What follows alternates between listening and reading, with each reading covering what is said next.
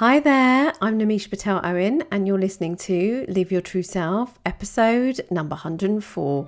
After 18 years doing corporate, in 2018 it became about doing me, doing what I love. Not that long ago, I too felt stuck, lost, and longing to be something more, asking myself, who am I anyway, and what's my purpose?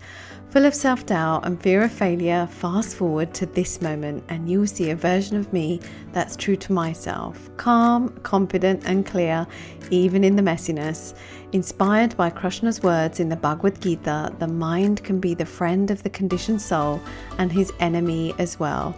So perspective is everything. No matter where you are on your spiritual journey as a high achiever, I'm here to guide you.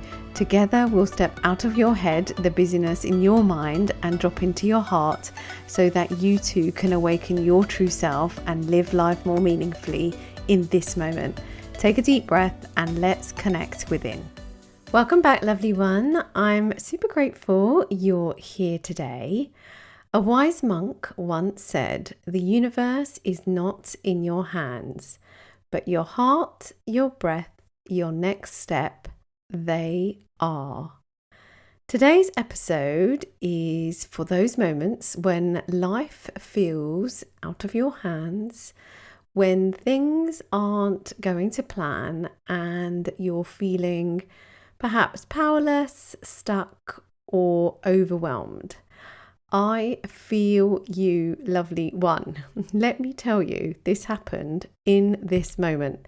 This is the second time I'm recording this podcast because the first one, I pressed a button on the microphone where if it's flashing, it means it's not recording.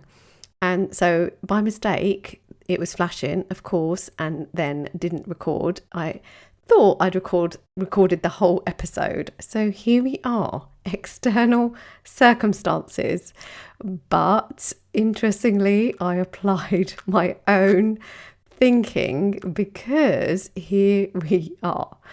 So it's so important for us not to allow our circumstances to be reasons why we don't show up as our true selves, why we keep ourselves small, why we don't follow our purpose and our dreams. And this is something I return to not just as a coach, but as a spiritual being having a human experience, because I do believe that everything happens for a reason and we get to find the good in anything and everything that is happening. And it's this idea of finding how it's happening for us versus against us. And this thinking and this mindset has helped me stop spiraling in my own thoughts and come back to calm and center. Because when we take ownership of what is in our control, we reclaim our power no matter what's going on around us or within us. So let me invite you to pause here together and take a breath. Take a deep breath in through the nose, expand the belly, and breathe out. Relax your belly. And ask this simple yet insightful and powerful question. What do I have control over? It's not about looking for peace in the external world.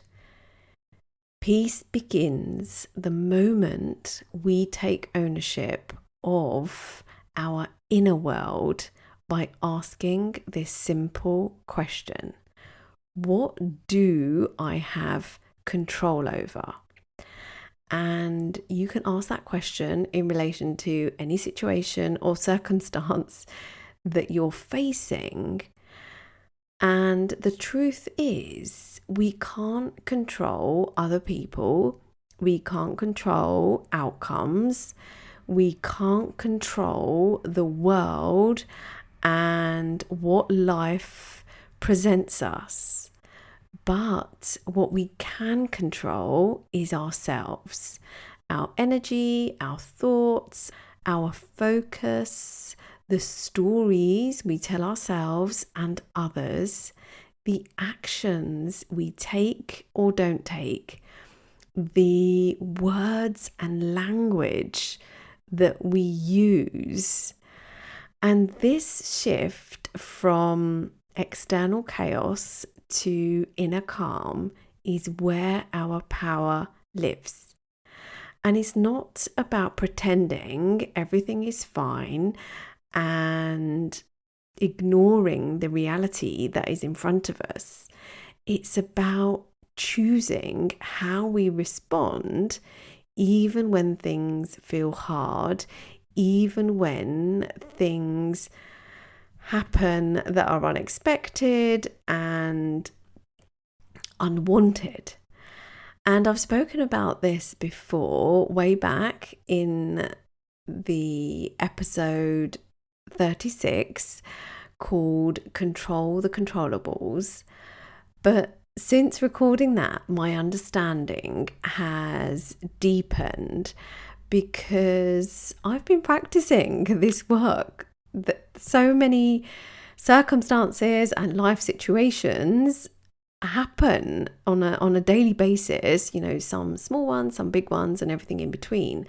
And so I have been consciously practicing the art of focusing on what I can control and really inviting myself to focus on that versus spinning in the situation. And this is one of the core teachings in the Bhagavad Gita where Krishna says, "You have control over your actions alone, never the fruits of your actions." And that's in the Bhagavad Gita, chapter 2, verse 47.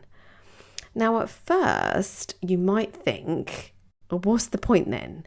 If I can't control the outcome, what's the point of showing up and taking action and doing the difficult thing and feeling uncomfortable?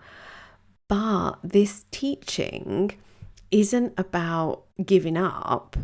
It's about letting go of our attachment to the results and instead focusing on what's truly ours to own and to control. And here's what that looks like in practice.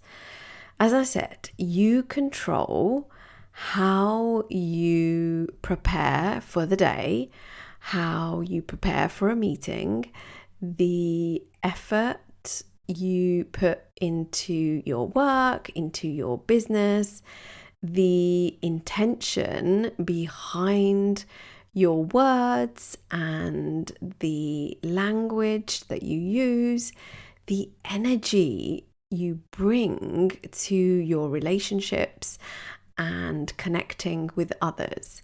We get to control all of that and some. But what you can't control is whether someone else says yes, or whether someone else agrees with you, or whether the work that you put out into the world performs as you'd expected. You can't control what your colleagues or your loved ones, your children, does with your advice or guidance. You can't control whether people understand you or not. You can't control life's circumstances. You can't control anything outside of yourself. And when you stop chasing the outcome and come back to what's in your hands, our focus, our energy, our karma, we reclaim our peace. We become less reactive, less attached, more grounded, and more conscious, more awake in whatever the circumstance or situation we find ourselves in. Because we're not doing it for the result.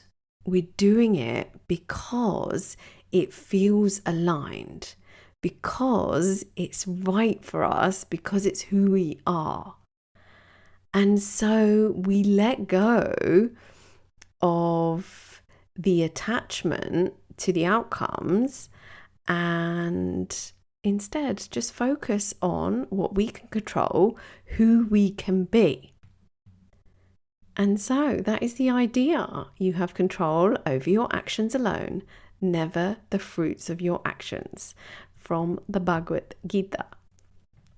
So let me invite you, after you finish listening to this short episode, let me invite you to take 5 quiet minutes, grab a pen and paper, think of a situation you're navigating right now, one that perhaps feels heavy or consuming or uncertain, or something that you would just like to gain more clarity or ownership around. And simply ask yourself, what do I have control over here? And write down whatever comes to you in the moment, even the smallest things. In fact, especially the small things. You'll be pleasantly surprised how clarity returns when your focus shifts inwards.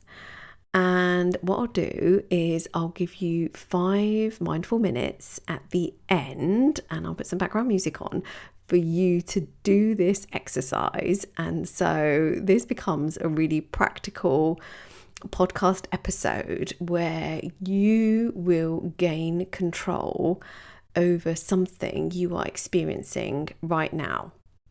So this is so important because when the world feels loud, noisy, busy, we get to come back to ourselves, to our center, to our calm, to a higher intentional way of being in our mind and in our body. And from that place, you lead your life. From that place, change begins inside out. And from that place, we get to control who we are and how we show up. So if you're wondering or looking for some inspiration in terms of what you can control, here are 5 small things that I came up with that I'd like to offer you. Things that you can control today. Number 1, how you breathe. And this is about just paying attention to your breath and noticing your breath and taking a deep breath. And in doing so, you're slowing down your breath, in which case you're calming your body, calming your mind, in order to make a more meaningful next step or choice in relation to whatever it is. So you get to control how you breathe in any moment, in every moment. We took a deep breath earlier on. Take a deep breath now as well. That is you taking control. Rather than actually your breath just being sort of habitual, because you will breathe, right? All day, every day, it will happen. But this is about controlling your breath. This is about paying attention to your breath, observing your breath, and making it work for you. Number 2, what you focus on. So you can control what you focus on. And I always have this idea of, 50-50. So you can focus on the good, or you can focus on the not so good. You can focus on the positive. You can focus on the negative. And our brain will sometimes want us to focus on the more risky, danger, discomfort, and all the unhelpful stuff. But it's our job to focus on the thing that we want to water. So like if it was like flowers and weeds, focus on watering the flowers versus the weeds. And a practical way of doing this is simply focusing on what you're grateful for. And so you could literally, in any moment you find a little bit of spinning, or that you are a little bit out of control in your thinking, in your energy, something's triggered you perhaps, you could literally just tune into, what am I grateful for in this moment? Let me just ground myself. What am I grateful for? And you can then focus on that and just bring gratitude in your body. And another thing I like to do is just take a deep breath, which we spoke about a moment ago, but also just feet on the floor. You could literally just focus on my feet are on the floor, and instantly you can create groundedness no matter where you are. So what you can control what you focus on. Number 3, the words you speak. I invite you to choose kindness, choose compassion, especially to yourself. I know this takes work, but when you choose to speak to yourself with kindness and compassion and love and grace to yourself, you will do the same to others. Even more so. But it starts with us. So focus on the words you speak and the energy behind the words. Number 4, and this is a bit more of a physical one, you can control your posture. And let's do that right here, right now, right? So sit up, or if you're standing, just stand tall, shoulders back and relaxed. Relax your jaw, relax your face, spine long, back of the neck, tall. And suddenly you can control your posture, right? Your posture has just improved. Like, notice the shift. Sit or stand a little taller in any moment, in every moment. Because you can, right? And if you do nothing but literally just relax your shoulders, I promise you, you will feel a shift in your body. You'll feel a shift in your energy, in your voice, in just the way you are. And linked to that one is a smile. Like, when you do that, just bring a gentle smile to your face. It is groundbreaking. So simple, but can make such a big difference. So you can control your posture and you can control the smile on your face. Number 5, you can control your next step. And I talk about this concept with my clients, which is your next best move. One tiny action that is aligned with peace and not pressure. That is in your control. And by doing some of the things we've just spoken about, allows you to take a more aligned next step. And you're in control of that. And that could mean making a more meaningful decision, and a decision that is in service of a goal or a particular direction that you want to go in versus making a decision that goes against a goal or a regime or something that you are trying to follow. And this can be really, really helpful when you're trying to move forward with something that requires you to make meaningful decisions day in, day out. So these are just 5 small things that you can control today, in any moment, in every moment. There are so many more things, but essentially remember your power isn't out there. And at this point, I am waving my hands out there.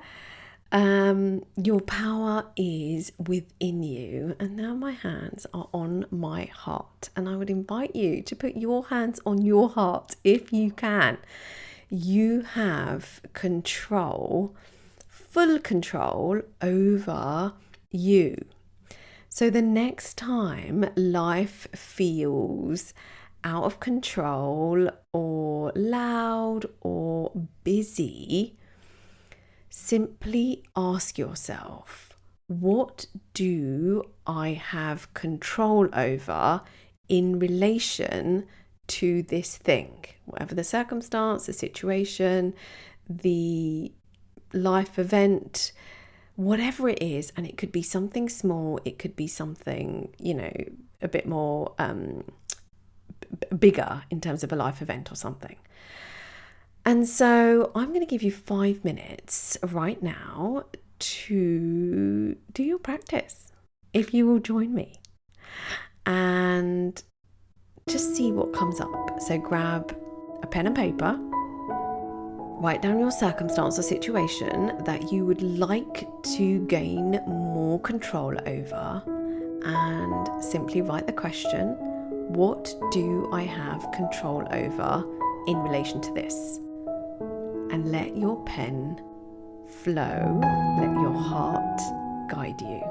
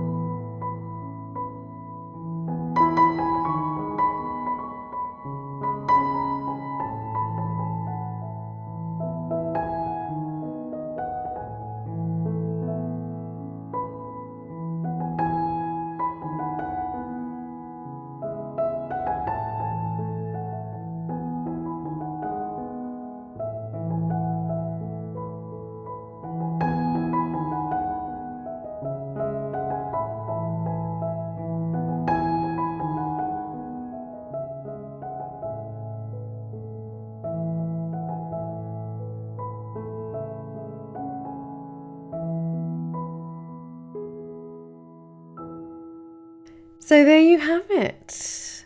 If today's episode sparked something in you, I'd love to hear from you. Send me a message and let me know what spoke to your heart. support@namishpatelowen.com. And if you're enjoying the podcast, I'd be super grateful if you'd subscribe, leave a review, and share it with someone who's ready to live their true self, and join us in our weekly conversations to be more of who we truly are. And also, if you haven't done already, come say hi over on YouTube, Yoga Life with Namisha. Your support helps grow my small but mighty community that is rooted in growth inside out. You will experience some beautiful short guided meditations and some teachings to inspire your growth. So thank you for being here, lovely one. I'll see you next time. Remember that you have more control than you think, and be sure to come back to asking yourself, what do I have control over? And let go of the rest. So I'll see you again next time. Until then, keep shining your light, and may you always live your true self. Namaste. Thank you for tuning into another episode of Live Your True Self podcast. If you're ready to go deeper into your spiritual growth journey, visit me, namishpatelowen.com, to learn more about my work and how I can guide you. And be sure you're signed up for Yoga Life Weekly, your love note to inspire who you're being while you're doing. And also subscribe to Yoga Life with Namisha over on YouTube for simple, practical meditations and teachings you can live by every day. It's an honor to guide you in reconnecting with who you truly are. Bye for now.